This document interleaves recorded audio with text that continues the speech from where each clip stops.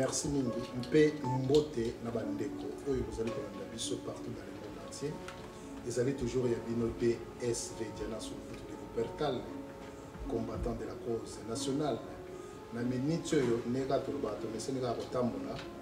c'est ma toute première fois na kota na kati ya pays oyo ya Scandinave nazala précisément na Stockholm nazala ba combattant oyo bomoni bango nyonso ba combattant en Suède ndenge ezalaka na Bruxelles na France na Hollande na Allemagne partout combattant mpe ya Suède bango yeyo misusu kutu moyeba mata likolo eza te po tellement baleki ebele moyeba mata likolo eza te talaka place oyo oyo kotondisa tout le monde te ke bazala lokola stade moko boye bamisu baa na se banzi soki cameraman akolinga kozwa mais na minute oyo tosolana na bato toza na bango koto oyo napesi bino mbote mpe bolanda bandeko na biso boyeba eloko nini tofandeli awa bokoyeba yango na bakestion nalongwe mosika naye nakuta na bandeko na nga me na ye nakuti mpe eloko moko ya bien koto oyo donc nzungu moko tozolamba yango me nano ebeli te tokokenda toyeba ndeko na biso ya kose présente epai ya bandeko nyonso baza kolanda ndeko na nga mbote mbote tala caméra comme ça bayebaka yo bien mbote mbote lisusu kombo mpe esika yo fandi ngai kombo na ngai mayele moro naza chargé ya sécurité na Congo moko nafandi na Breden na kati ya Stockholm. Merci toke pa ya ndeko na biso lisusu koyeba ye ouais ngai kombo na ngai Richard bayebeli nga Richard biso nde bato ya Congo moko bakombata kati ya Stockholm nafandi na kati ya Stockholm. toke pa ya ndeko na biso ouais merci kombo na ngai Papi Rock nazali moko na bandeko na biso bakombata ya Stockholm. Oui, kombo na nga Michel Kongolo naza mpe moko na kati ya komba ya Stockholm. Oui, ngai Aristote Longo, chargé à sécurité, avant la carte à Stockholm. Merci pour la parole. Comment on a eu Diego, secrétaire à Congo. Merci. Boyuti kolanda bandeko na biso bakomata ya Stockholm bino mo boyoki vraiment na kotuna bango mituna biti nini tosangani awa lelo po awa tokutani esika mosusu bayebisa bino biti oyo biso tokutani awa ndeko nanga vraiment nalingi oyebisa bandeko baza kolanda biso biti tosangani awa mpona nini toye feti ou bien nini peut-être nga na bimisi na monoko na ngai eza yango te toye awa nini nde tofandi mwa place oyo. Non, merci beaucoup pour la parole. Biso toye ne tosangani boye tozaliga pona ko pesa message neti ba combattre mokili mobimba ndenge ezalaka. Donc voilà, tozaliga pona pesa message. Merci ndeko na biso abike toye apona pesa message mais ngana ko informer bino vraiment ke ndenge ya awa na ye na Suède na kuti ba combattant en Suède bali bien organisé na menga osangana te. Ndeka tomona ake toke bakote mosusu bato baza kowelela bamikro banini banini mais awa respect et discipline donc baza vraiment bien organisé na website mpo bandeko boza kolanda biso awa toye na mboka Stockholm précisement esika oyo toali malgré ndeko alobi te me na kolinga nafungola bino mwa moke tobimaka tokoye na kati ya mboka toyoki kewera sona ali yango alors lokola baguerrier bie bacombattant ya Suède balandeli yango na ndenge ya mobulu te komona bango na libanda koganga pour rien mais toye na place oyo vraiment tofandi calme bingungi na minute oyo soki abimi toleye eske nakambo naza koloba nakosi ino oza nie ya kose expliquer na bato baza kolanda biso bayeba faire yango bien. Oui, merci beaucoup. Bon, biso toza na ndenge na biso neto lobby monsieur le journaliste. Toza na stratégie na biso neto travaillaka, ezala plus ndenge obidi ngungi wana donc biso ezala plus calme, na calme wana makambo ebele zo salema donc tozali awa tozali neti na maki tozela toyebi esika wera kozala mais bato bazobomba ye mais toyeba ndenge ezala jusque tozali awa mais tosala na lobby na tongo mais tozali ezali choix au peuple apesa biso pour tomeka to défendre mboka na biso, mais on veut pas non plus koloba ke ndenge za bo tozo sala chasse à l'homme, mais loko ezali wana ezali kake ezali musala oyo tozali engagé nango mpona koloba ke musique ekobetama na poto moko te. Merci. Merci. Ndega bozolanda ndeko na biso ke musique ekobetama na poto te, mais ndenge nga na kuti organisation oyo bozala à Stockholm amoni bino tout boza posé conseil ni bokopesa bandeko na biso ya Belgique mpo nga na machaka monte bandeko na biso ya Belgique oyo bazotambola na bei. Ouais, mais bon, moni lelo tokoloba bandeko na biso ya Belgique. D'abord, pourquoi nga nazoloba ezate ke parce que naza soki ouleke bango na maye ouais ke na l'équipe bato nyonso tout tobandi na maye ezali ouais ezali que awa tosalaka ezalaka bachoisisaka bato, donc ezali élection soki bosali élection na bino mutu na mutu azali na mosala na ye na domaine na ye, donc ndenge baponi yo voilà, bandeko nyonso bandimi yo voilà eza lokola ya Belgique te baponi babi balokuna bandeko batelema te awa avant même bapona yo okoma na niveau même ya kosala ozala candidat na place moko boye ozali par exemple porte-parole neti ngai nazali rapporteur mais nazali na bakonzi na ngai bavandi pembeni na ngai et il me donne quand même la chance ya kosala napesa sango oyo nga nayekoli na kati ya mouvement na biso, c'est-à-dire likambo ka moya na oka combattant lobaki vraiment que non toza structuré naza na mokonzi na nga peut-être na oyomba liboso mais partout tokaka biso tout ba chef mais eza mbala liboso okaki combattant lobi que non naza na bakonzi na nga oyo bapesa nga maloba na loba kamusinga ye, mais en tout cas vraiment que nde na ye bandeko nazoyebisa bino eza blague te parce que discipline partout ezali soki combat na biso ekomi ndenge bacombattant ya Suède tokokee liboso ndeko na motuna oyo nakoki kotuna yo bosalaka vraiment ndenge nini organisation na bino bokutanaka combien de fois par mois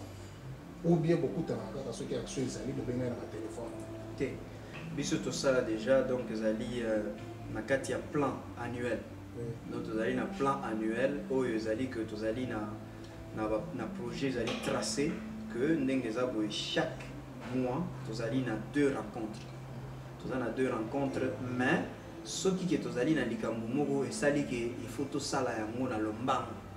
wana tobenganaka mpe toye tokutani, mais chaque mois toza na 2 rencontres na première semaine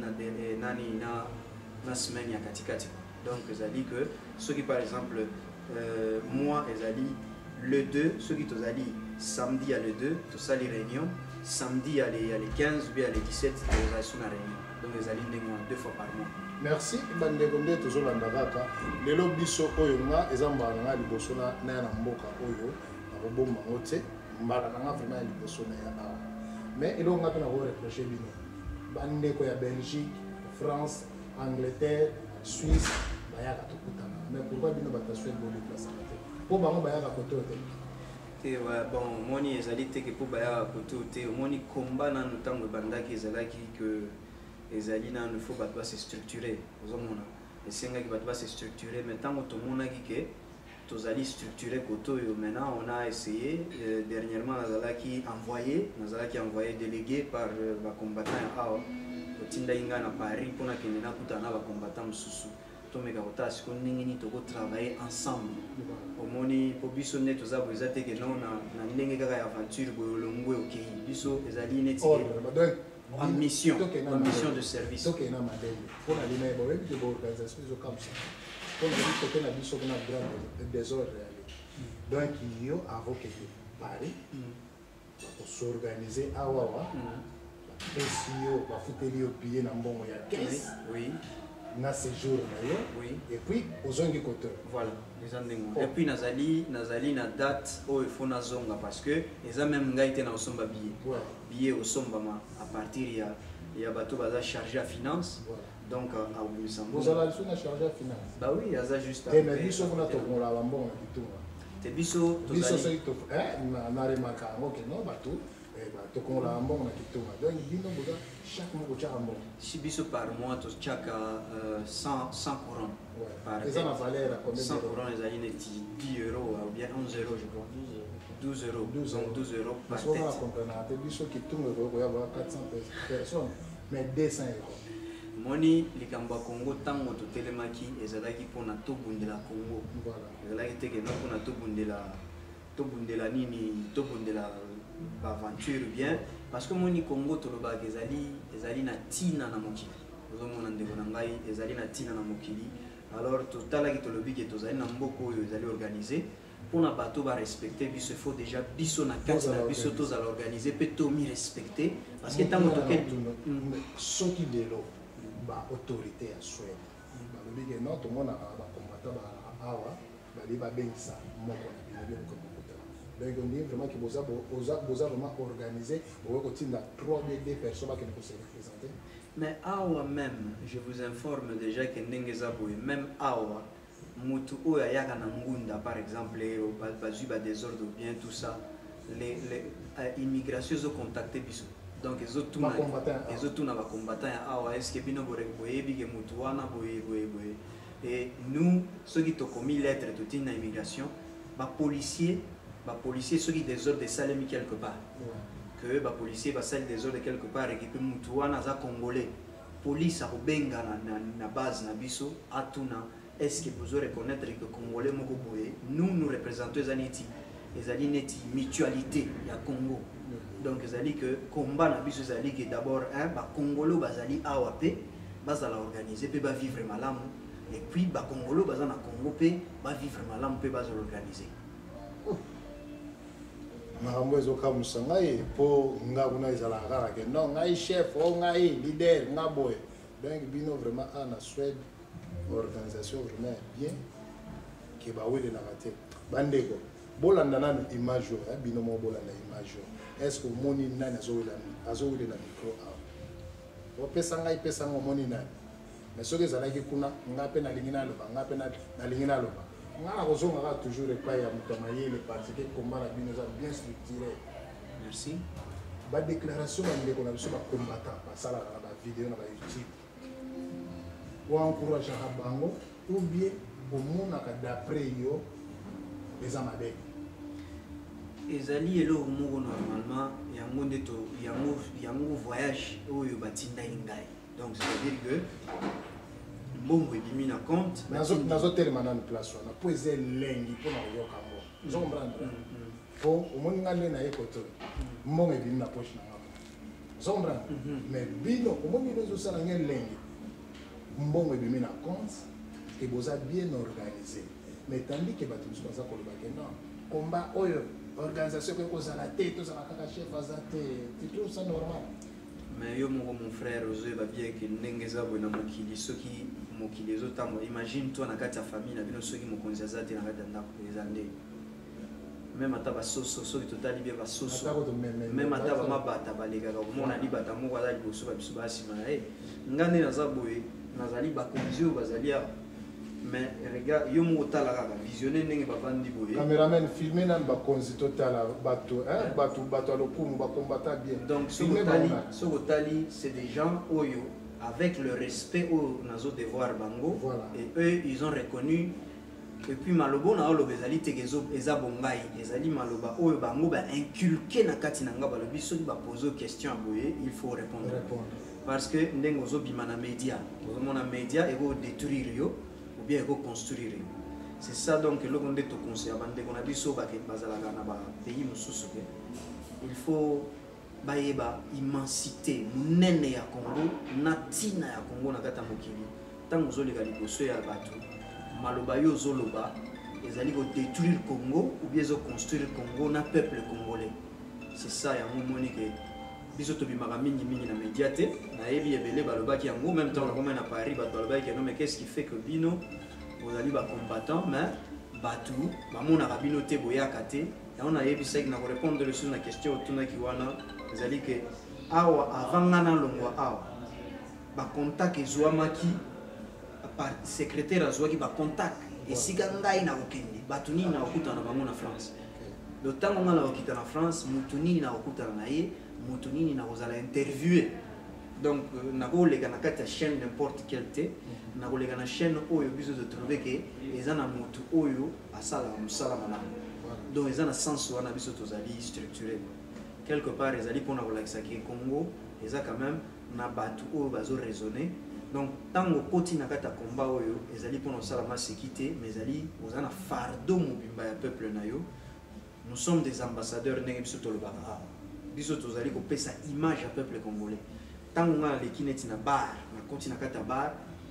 une fois ba attaquer ngai basali nga mabe batu bakoloba teke Mswahili Mukongo Mungala Muluba direct bazoloba ke non congolais moko boya sala ki trouble na kati ya bar babomi na bar alors soki na tiki elembo ya malamu na kati ya bar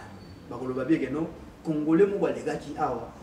asalaki makambo moko ekamwisi biso donc na Congo ba congolais baza neti ba noir mosusu te lelo biso tozobunda na ngo yango wana ndeko na ngai. Merci. Merci mingi vraiment ndeko na ngai. En tout cas na sepeli nga boyebi nga DSV na banga nga mutu te mabe eza mabe malamu eza malamu na na kutena bandeko na ngai organisation bandeko ba misu baze bele aw na se ba fandi mais olinga omona bona ba bere vert na sima na ngala ba bikoti ba bere vert bere rouge na ba manette trouver bango que non baza vraiment bien posé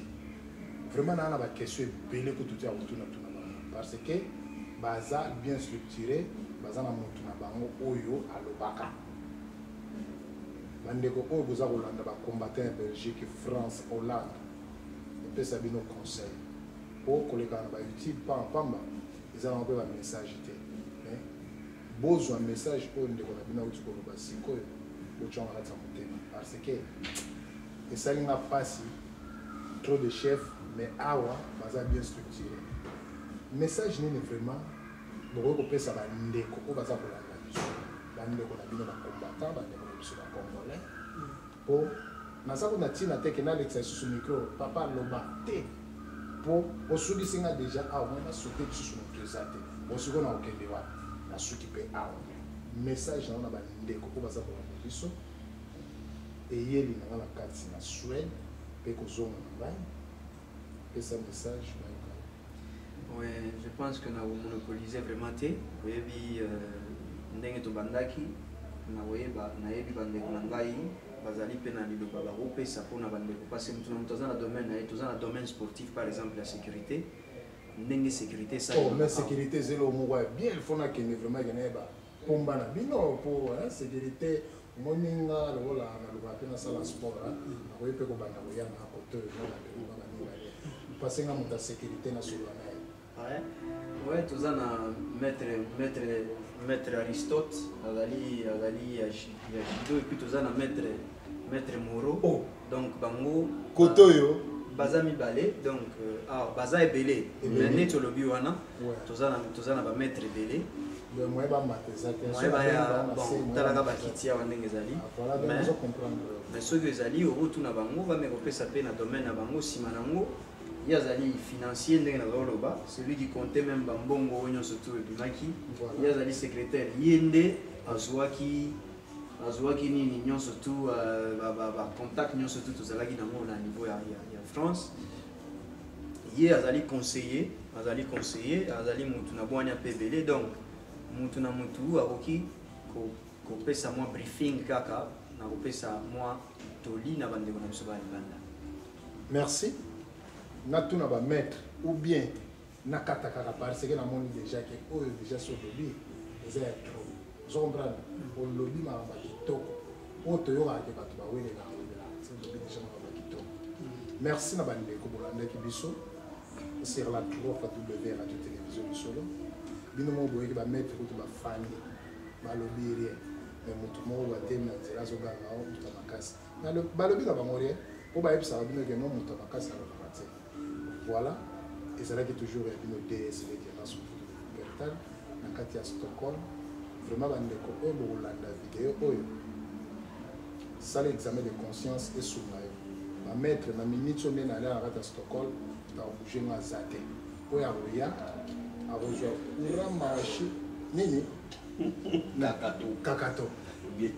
Chuki ozui. Voilà. Côté qu'on a une chose, Mourote. L'eau est belle, il pense au nag et l'eau est